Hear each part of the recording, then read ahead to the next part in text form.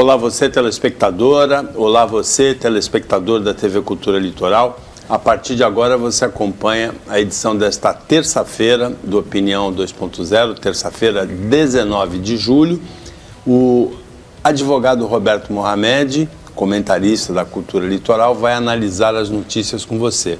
A notícia mais comentada hoje, Mohamed, é a reunião que o presidente Jair Bolsonaro promoveu ontem com embaixadores estrangeiros, não embaixadores do Brasil em outros países, mas embaixadores de outros países no Brasil, para criticar o sistema eleitoral, as urnas eletrônicas. Todos os candidatos a presidente concorrentes do Bolsonaro, Lula, Simone Tebet, Ciro Gomes, André Janones, todos, o Felipe Dávila, condenaram as falas do Jair Bolsonaro, manifestaram confiança no sistema eleitoral, totalmente em desacordo com ele. Boa tarde. Boa tarde, Paulo. Eu acho que o Bolsonaro chegou no nível mais raso a que pode chegar um ser humano inqualificável. E esse homem é o presidente da República. Ele chegou num ponto que não tem mais... Ele não consegue descer mais baixo. O nosso sistema eleitoral, ele foi deputado federal 4 ou 5 mandatos? Paulo? 5? Ele foi 7 mandatos, deputado 7 federal. mandatos deputado federal, eleito por esse sistema. Ele nunca fez uma crítica às urnas eletrônicas. Nunca.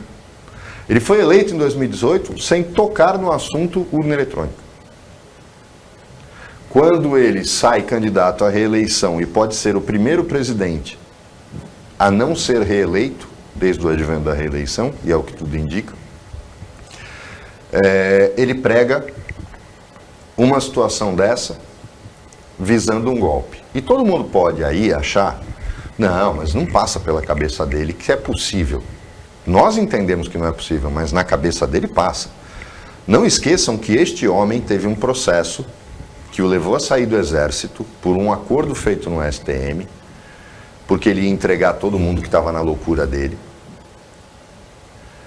para explodir bombas em quartéis durante o governo Sarney, para tentar uma volta da ditadura militar. Isso passava na cabeça desse inqualificável presidente da República. Foi por isso que ele saiu do exército. Explodir bombas em quartéis para atribuir isso à esquerda para justificar um golpe militar, isto no fim, depois que a ditadura acabou.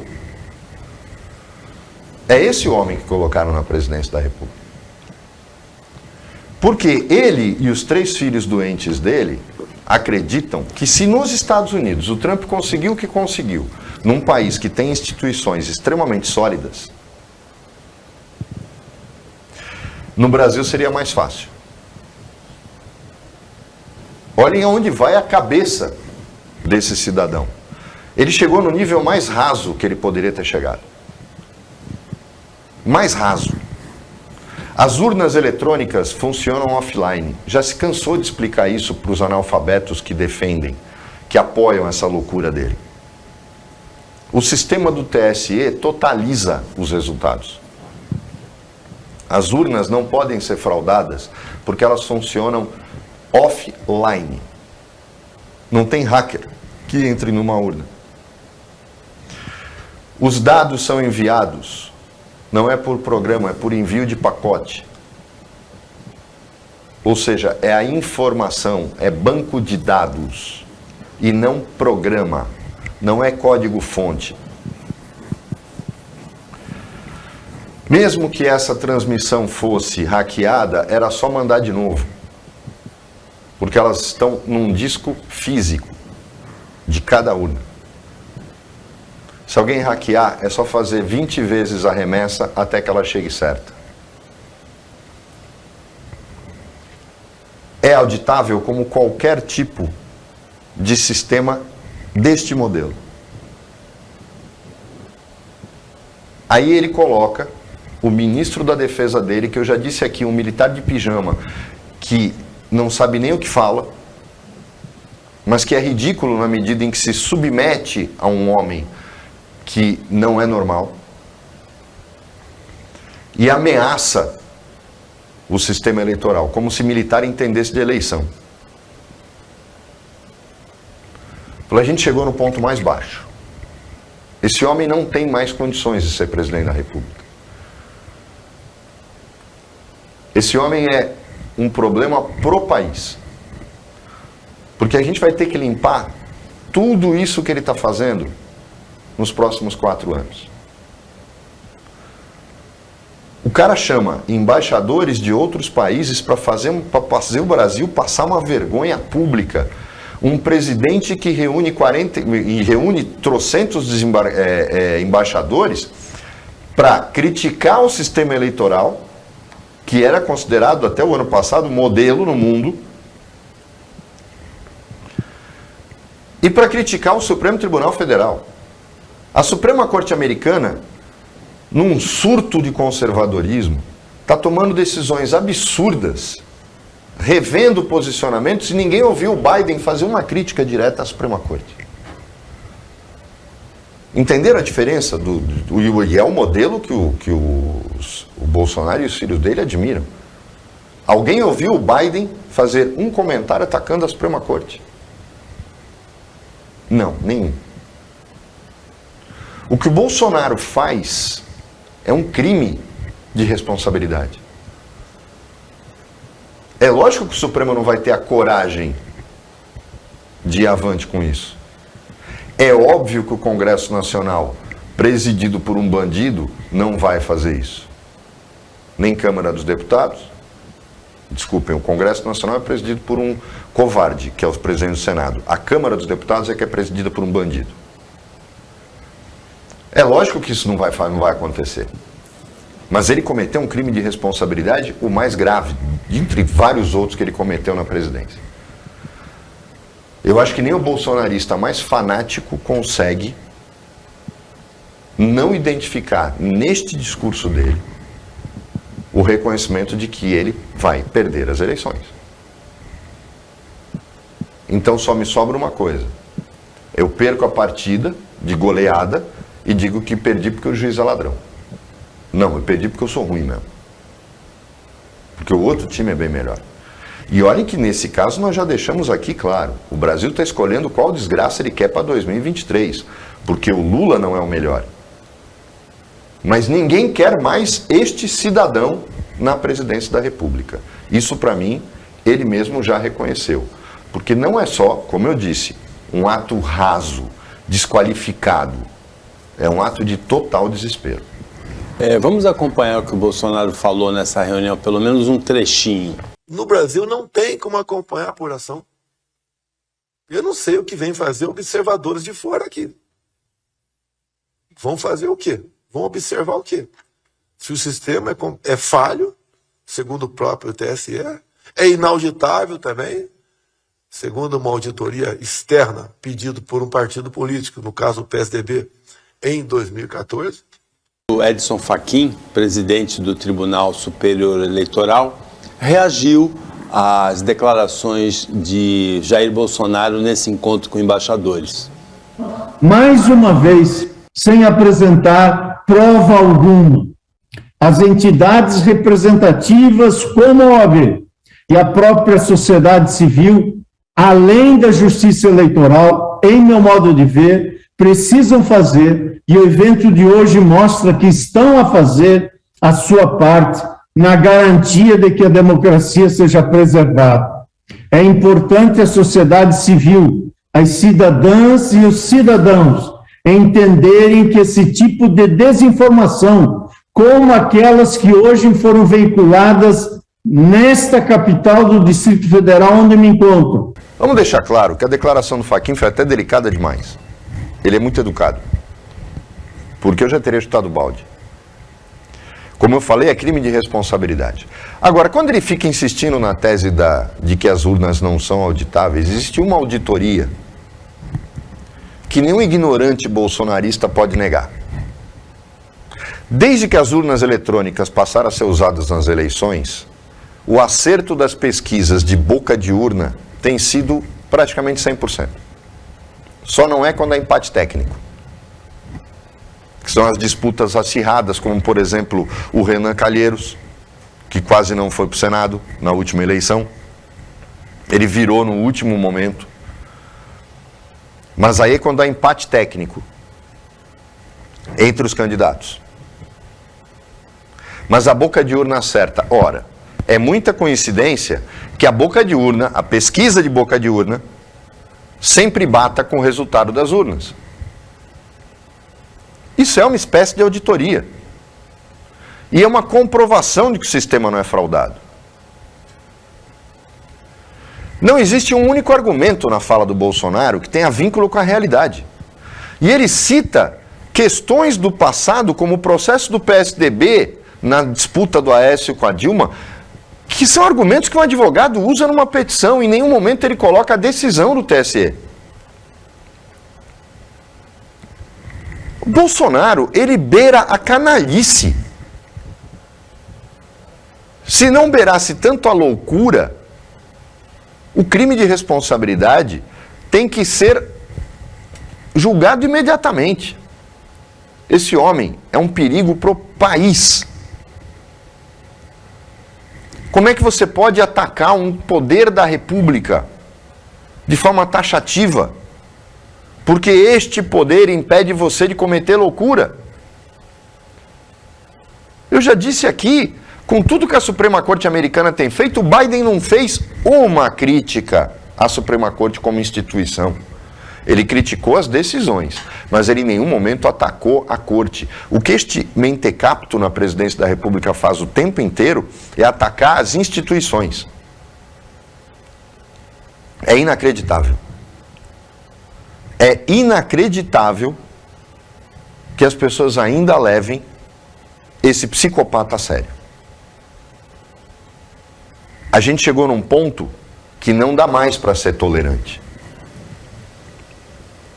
E me causa espanto, Paulo, e isso é o que mais me choca nos boçais que chamam isso de mito. O PT é acusado de apoiar a Venezuela. Apoiar a Venezuela significa pro PT dizer assim, eles são legais. Só. É bem diferente de um homem que diz que apoiar é errado, mas segue a cartilha da Revolução Bolivariana de Hugo Chávez ao pé da letra. Hugo Chávez baseou o início do seu governo maluco armando a população.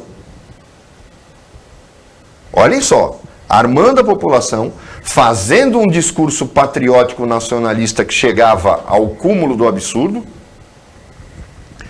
atacando as instituições, a Suprema Corte venezuelana e o Congresso venezuelano,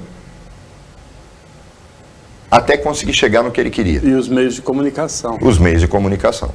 É exatamente o que o Bolsonaro faz. Ou seja, como é que o cara que segue à risca a cartilha de um ditador fica criticando o regime deste ditador? Me coloquem claramente na mesa qual foi o ato do Lula, enquanto presidente, parecido com o comportamento do Chávez. O Lula nunca atacou o Supremo. O Lula tinha tudo para conseguir no Congresso a autorização para um terceiro mandato.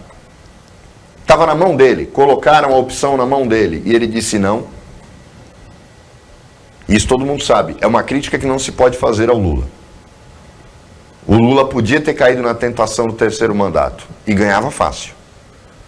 Não aceitou. Imagine isso no colo de um Bolsonaro.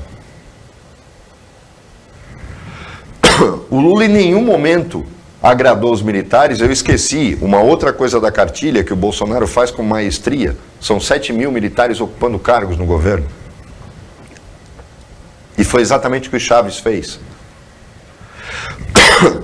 Feito isso, fica a pergunta. Quem é que apoia a Venezuela? É o PT. Tá, mas quem é que admira a Venezuela? Não tem dúvida que é o Bolsonaro. Era o sonho dele. Imagine, o governo dos sonhos dele é exatamente aquele que o Maduro tem. A Suprema Corte na mão, o Congresso na mão, as Forças Armadas na mão, fazendo o que quer e deixando o país na miséria. É isso que você quer para o Brasil? Ficar falando de Venezuela se o Lula ganhar? Não, meu amigo. Você tem que falar de Venezuela se o Bolsonaro ganhar. Pare e pense antes de falar. Tá falando bobagem. Pense. Todos os passos do Hugo Chávez e todos os passos que o Bolsonaro vem tentando dar são absolutamente idênticos.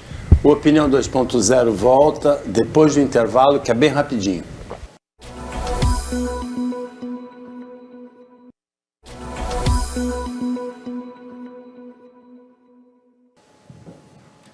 Voltando com a Opinião 2.0, nesta terça-feira quem analisa as notícias com você é o comentarista Roberto Mohamed, advogado. Um levantamento do Jornal Nacional ontem, Mohamed, depois daquele incêndio que destruiu um prédio na 25 de março, centro de São Paulo. Esse incêndio demorou 4 dias para ser dominado, a estrutura ficou comprometida, uma parte do prédio vai ser demolido, afetou a estrutura de outros prédios vizinhos, causou prejuízos assim milionários, porque interrompeu as atividades de comércio. E o Jornal Nacional fez um levantamento ontem, nessa região, 25 de março, Ladeira, Porto Geral, mais de 100 prédios não seguem as normas de incêndio ali. É o resultado do levantamento do Jornal Nacional, é bastante previsível. São hidrantes com estoque obstruindo a passagem para chegar neles, são extintores descarregados, são portas de emergência contra incêndio trancadas com cadeado. Tudo errado, Mohamed. Paulo, mas vamos colocar a coisa num ponto que dá para as pessoas entenderem, fazendo um paralelo com o centro de Santos, porque eu acho muito importante isso. São Paulo passou por um período, no centro histórico dela, muito parecido com o de Santos. O Santos foi mais exagerado porque nós temos aqui uma indústria de tombamentos inexplicável. O tombamento, que deveria ser uma medida extraordinária, ou seja, só admissível no caso de real valor arquitetônico ou histórico do imóvel, em Santos virou regra, com tombamentos absolutamente injustificáveis. São Paulo passou pelo mesmo processo. Ora, um imóvel tombado não se adequa à legislação dos bombeiros. Nenhum. Não existe imóvel tombado que possa ser adequado à legislação dos bombeiros. Então isso já é o primeiro problema, porque você tem duas normas que não se falam. Além disso, se tornou um fenômeno que também tomou conta do Centro Histórico de Santos, que foi a criação daqueles mini shoppings de boxes. E isso na 25 de março e na paralela a ela são duas coisas, que a paralela é aquela que vai até o Largo de São Bento, são regra em São Paulo agora. A diferença de Santos para São Paulo é que em São Paulo tem vários andares desses boxes. Alguns, né? Mas mesmo os térreos, aí toda a fiação é feita por cima e aberta. Então a iluminação desses boxes, para que não se gaste dinheiro, porque eles normalmente não vão até o teto. Esses imóveis têm um pé direito muito alto. Então, o box, ele termina baixo. E aí, a fiação passa por cima da iluminação dele. Então, você puxa lá de cima e vai fazendo a fiação dele. Então, em cima é um caminho de rato que vocês não imaginam. Só que isso em cima é de madeira, porque são aquelas divisórias navais que se usam. A hora que acontecer uma desgraça, vai ser como esse prédio. Isso não tem dúvida, Paulo. Vai ser uma desgraça desse tamanho. Em Santos a gente vive uma outra coisa. Como esses mini shoppings não deram muito certo, o que aconteceu? Os imóveis estão abandonados. Alguns só sobrou ruína, se transformaram em estacionamentos. E aí eu pergunto, por que manter uma ruína? Ela tem algum valor histórico? Nenhum. É aquela hora do tentei preservar, não consegui, põe abaixo. Eu não posso condenar o entorno. Eu disse aqui, quando quiseram, pessoas que fizeram justificativas por tombamento daquela casa na rua do Shopping Praia Mar, aquilo faz parte da minha infância. Como assim, cara pálida? Você nunca entrou lá dentro, você não era amigo da família. Como aquilo fez parte da tua infância? Parte da infância faz o Leão da Praia. É público, todo mundo ia lá, mas uma casa que você não conseguia ver nada, porque o muro dela era alto. Não seja ignorante, não seja boçal. As casas na Conselheiro Nebias, onde era o antigo Detran e a casa do lado, condenando-se os proprietários a não poderem usufruir do seu próprio bem, sem valor arquitetônico nenhum. Qual a razão do tombamento? E esse prefeito incompetente, ou dublê de prefeito, diz que está revendo os tombamentos. Ele só revê se a Macuco comprar ou se o Mendes comprar. Aí ele vai rever, o grupo da tribuna, né? Senão ele não revê nada. É isso que a gente vive. Uma verdadeira indústria de sacanagem. Tombamentos exagerados, não fundamentados, desprovidos de qualquer tipo de argumento de bom senso, de lógica, mas que jogam o preço dos imóveis lá para baixo. O Centro Histórico de Santos só vai conseguir cumprir o seu papel, que não é o de habitação popular. Por que não vamos construir habitação popular na Zona Noroeste? E aí viabiliza o túnel da Rangel Pestana, ligando as duas partes da cidade. Bom, o prefeito não quer pensar nisso. Ele quer o centro porque algum motivo tem. Só que o centro, que justamente por não ter mais esse caráter residencial, poderia ser a grande área de entretenimento de Santos, não vai conseguir, porque você não dá VCB para ninguém, Paulo. Você não consegue fazer porta de emergência como os bombeiros querem, porque você não pode quebrar a entrada dele. Preservação de fachada é uma coisa. Você jamais poderia tombar um imóvel inteiro. E Santos é assim, não se tomba fachada, se tomba tudo. Você vai no centro de Fortaleza, o centro histórico de Fortaleza, as fachadas foram tombadas. O resto do imóvel não. Em Santos se tomba telhado. Telhado. Custa uma fortuna para o cara arrumar uma telha quebrada, porque ele tem que pedir autorização para fazer isso. Olha um absurdo que a gente vive nessa cidade. Então, o que está acontecendo em São Paulo também acontece aqui.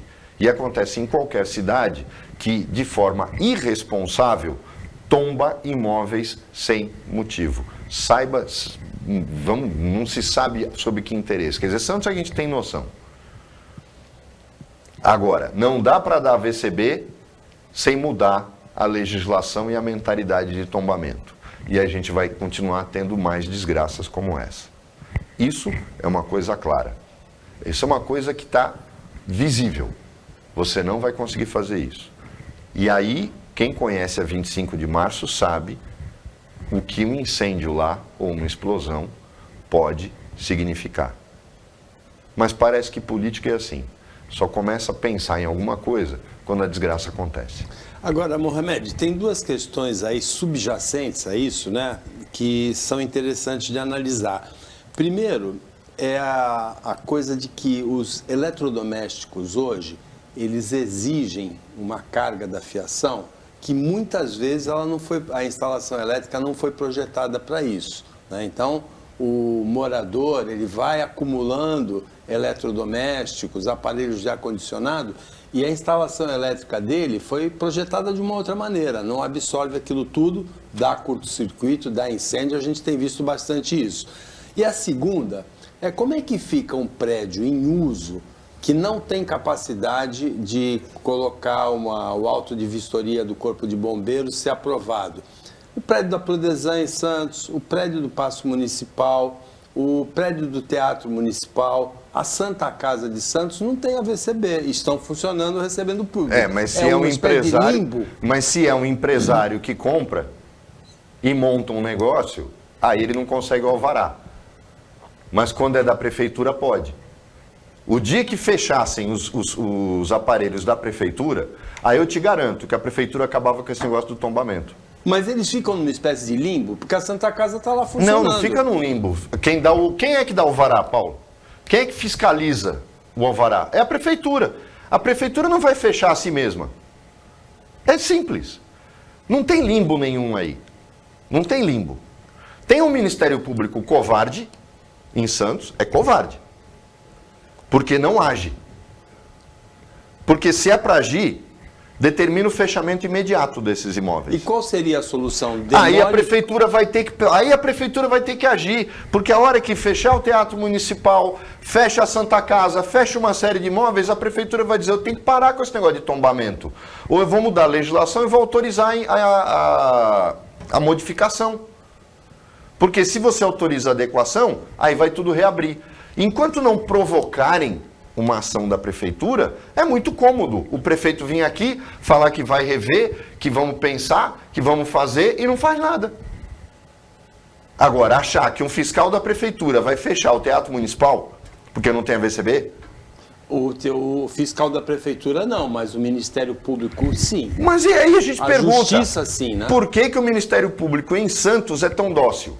Eu não entendi até hoje. Por que o Ministério Público em Santos é tão dócil? Porque ele não investiga nada.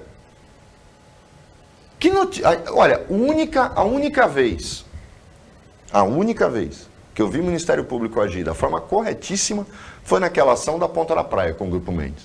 Não, veja. E foi um trabalho, ali você viu o seguinte, não foi simplesmente um promotor fazer uma... Eu vou dizer uma coisa para vocês, eu nunca vi uma ação movida pelo Ministério Público em Santos tão bem fundamentada, estudada e preparada. Mas não é a única. O Ministério Público interrompeu a obra do VLT. Mas ali já, aquela do VLT, eu já não considero uma ação tão bem feita, até porque ela não tinha onde muito se segurar. E na Campos Melo? Mas na Campos Melo, aí eu lhe pergunto, por que não interrompeu a obra ainda?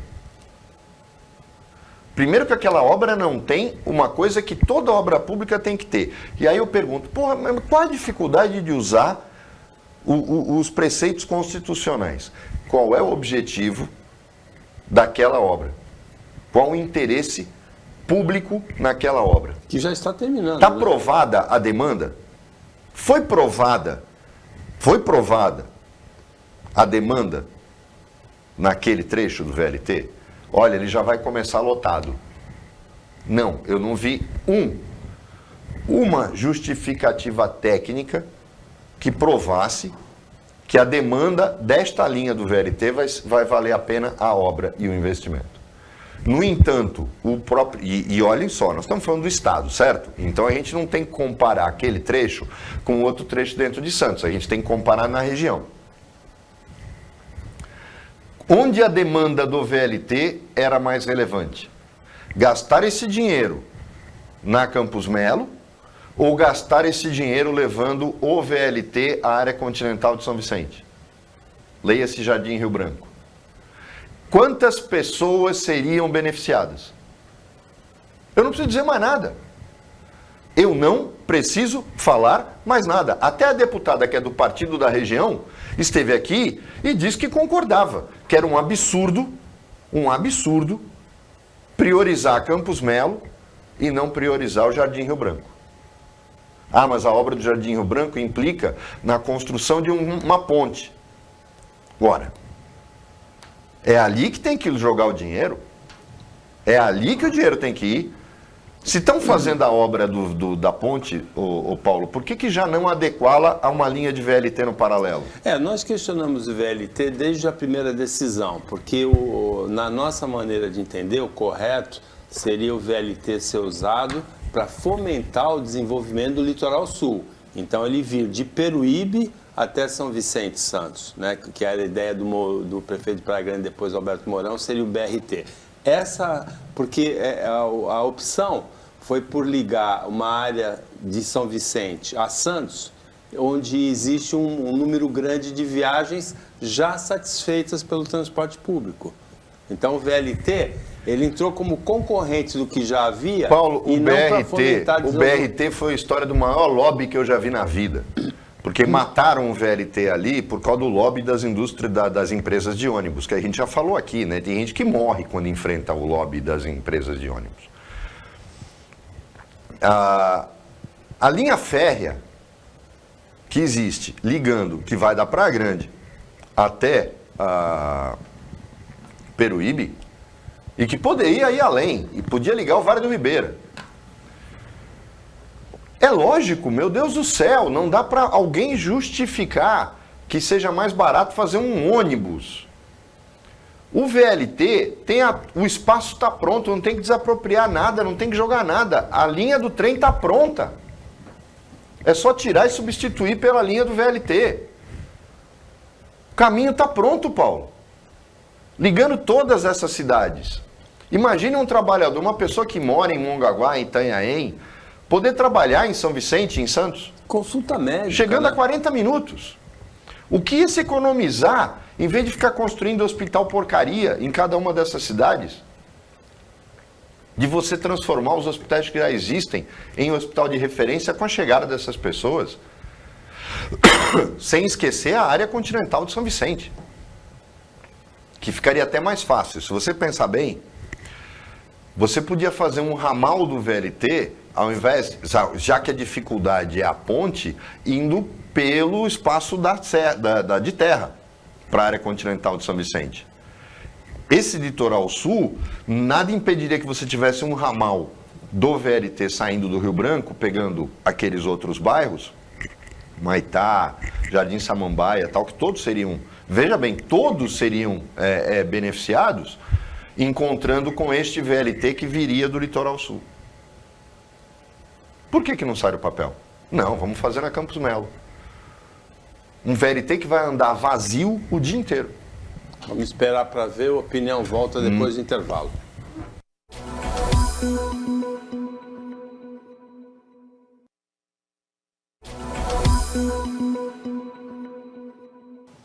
Voltando com a Opinião 2.0, amanhã começam as convenções partidárias que vão ser realizadas no limite até o dia 5 de agosto.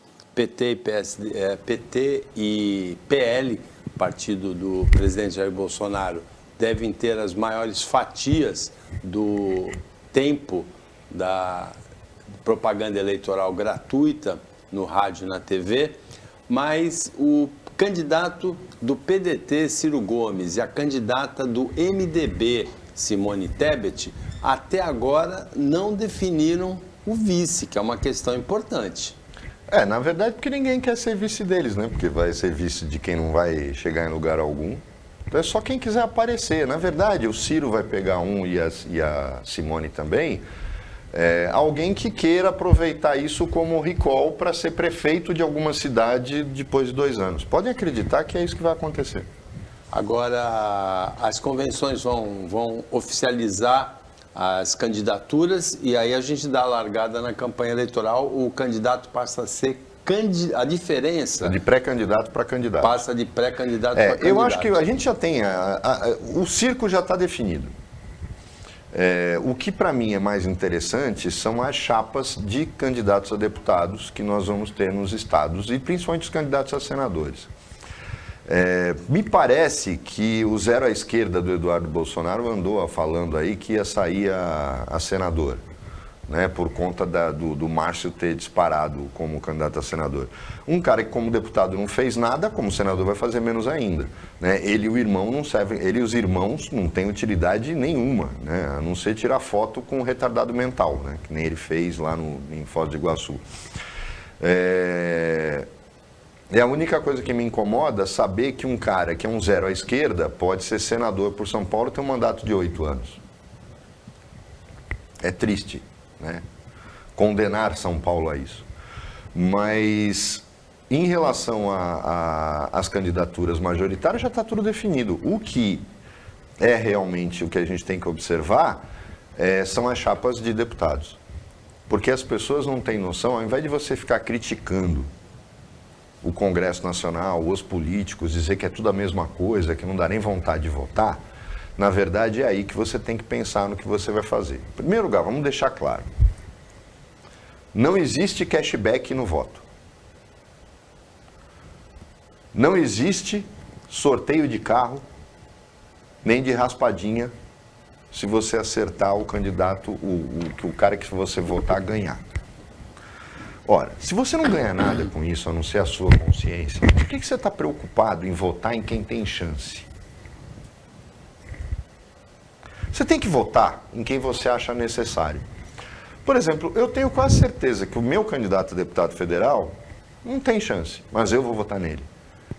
A minha consciência me obriga a votar nele. É uma coisa muito curiosa que as pessoas não entendam ou ajam na eleição como se fosse rifa, como se fosse título de capitalização. Eu não ganho nada se o meu candidato ganhar.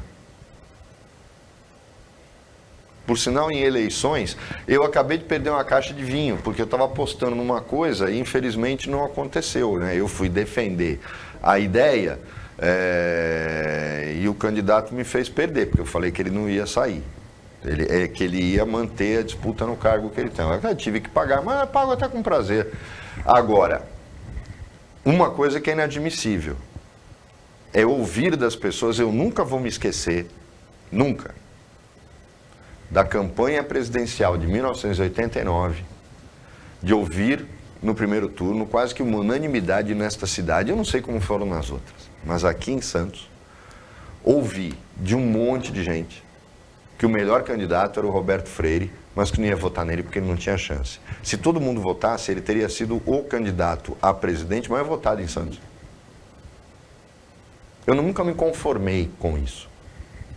Eu nunca me conformei com o fato das pessoas dizerem, eu não vou votar em fulano porque ele não tem chance. Tá bom, mas vem cá, tem cashback se o teu candidato ganhar?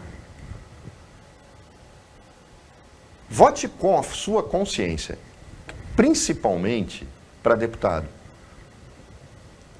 Para deputado federal e deputado estadual, vote em quem você acha que é honesto, que tem condição de fazer uma boa administração. Não vote nos campeões de votos. Esqueça as pesquisas. Vote onde o seu coração mandar. E não vote na amizade. Colocar uma besta no Congresso ou uma besta na Assembleia Legislativa é igual a colocar um ladrão na Assembleia Legislativa ou na Câmara. Então, isso é jogar voto fora. Escolha um candidato que você ache que merece o seu voto. Se ele vai ganhar ou não, e daí? Você não vai ganhar nada.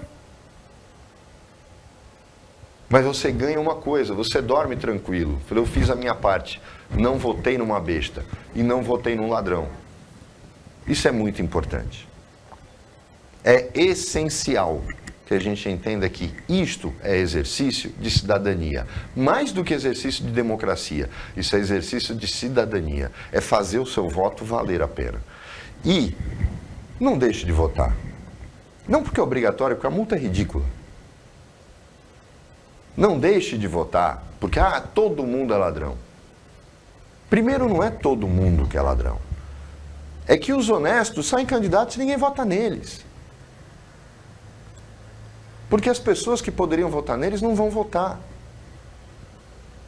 E quando você não vota, você permite que o voto da pessoa mal intencionada prevaleça. A gente viu o que está acontecendo agora, eu acho que o maior exemplo foi esse do Chile. A população chilena se ausenta das urnas, elegem um cara que não tem a menor condição de ser presidente. E agora a população é contra, não vai aprovar a Constituição nova. Olhem o absurdo. O discurso do cara foi baseado única e exclusivamente na nova Constituinte. E aí quando ele faz uma Constituição que é um absurdo, a Constituição é um horror, esse projeto de Constituição, mas ela precisa de um referendo popular, e no referendo popular diz que vai perder de goleada. Mas por que ele chegou na presidência se a maior bandeira eleitoral dele era essa? Justamente porque o chileno, por algum motivo, não foi votar. Abstenção de quase 40%. Exatamente. Né? E aí elege um presidente que não tem nem apoio popular e que a maior bandeira dele, o povo não quer. que era uma nova Constituição. Então, olhem só o que acontece quando a gente se omite da política. Agora, Mohamed, uma personagem que saiu fora da disputa presidencial, mas esteve cotada, é a empresária Luísa Trajano. Ela era, num certo momento, o sonho de vice de todos os candidatos, né? Todo mundo queria a Luísa Trajano. Ontem, ela anunciou crédito pré-aprovado para 10 milhões de consumidores, os juros estão altos, né? E pediu para eles irem às lojas da Magazine Luiza, fez um Magalu, né? Fez um pedido, fez um apelo. Na verdade, ela hoje não sai candidata a vice de ninguém porque ela já percebeu que ela não pode se vincular. Ela precisa, quem está no comércio, tem que se colocar na neutralidade. Eu acho a Luísa Trajano um exemplo de vencedora. Não compartilho das ideias dela, acho que ela fala muita bobagem, mas ela, na verdade, está refletindo o que está acontecendo com todo o varejo. Porque a gente está vivendo uma recessão. Não é ainda o que se chama de recessão de fato, mas a gente está vivendo uma recessão técnica. Desemprego nas alturas. E se a gente analisar o quadro, e me espanta às vezes, Paulo, que eu não veja por parte dos supostos entendidos um discurso desse tipo. Fica todo mundo no raso, ninguém vai fundo na questão. O desemprego é muito mais grosso, muito mais preocupante nos grandes centros. Por quê? Porque este governo vem, desde 2018, batendo na desindustrialização do Brasil. O Bolsonaro, como pensavam, ao contrário, né, do que pensavam os militares que ele tanto defende, acha que o agronegócio é o futuro do Brasil, ou seja, o Brasil é o celeiro do mundo, ou seja, o Brasil tem que ser um país agrícola. Esquecendo que durante 50 anos houve um fluxo de pessoas para as grandes capitais, 70 anos na verdade, isso começa nos anos 50, no sentido de trabalhar na indústria e um movimento maciço de apoio do regime militar, inclusive, à industrialização do Brasil. Ora, você tem um governo que só privilegia um lado da economia, que é o agronegócio, que o financiou, em detrimento da indústria. É lógico que você não vai ter saída para esse desemprego, porque estas pessoas não vão para o campo para trabalhar no campo. Pode esquecer, esse movimento migratório não vai acontecer. Então a gente vai manter esse desemprego nas alturas, enquanto não se fizer um ajuste maciço de crédito e de investimento na indústria. Porque só ela pode gerar empregos para essa massa que está nos grandes centros urbanos. Me espanta que ninguém toque nessa ferida. É na indústria e no comércio urbanos que esses empregos vão ser gerados, mas não com essa falta de investimento, porque este governo só olha o agronegócio. E o processo de desindustrialização é gigantesco. E aí não adianta vir falar, e os caras começam, não, Lula, que vai tirar dinheiro da poupança, vai fazer, é tudo mentira. Mas tem que se reconhecer algumas coisas. No governo Lula surgiram os marcos, foram mal dirigidos, mas os marcos regulatórios da indústria naval, da indústria automobilística, jogados fora por esse governo. Jogados fora por esse governo, que não cumpriu absolutamente nada.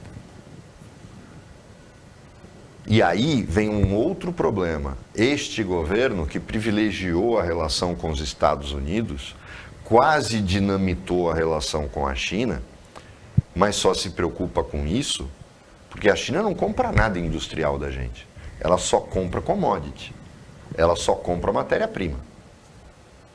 O nosso mercado para bens industrializados está na África, está na América do Sul. E sabe o que ele fez? Virou as costas para os dois. Por isso que eu falo, Bolsonaro faz mal para o país. Muito mal para o país. Ele virou as costas para os dois grandes mercados que a nossa indústria tem. Porque ele só olha para os Estados Unidos e para a Europa e para a China, que só compram o que a gente planta e colhe.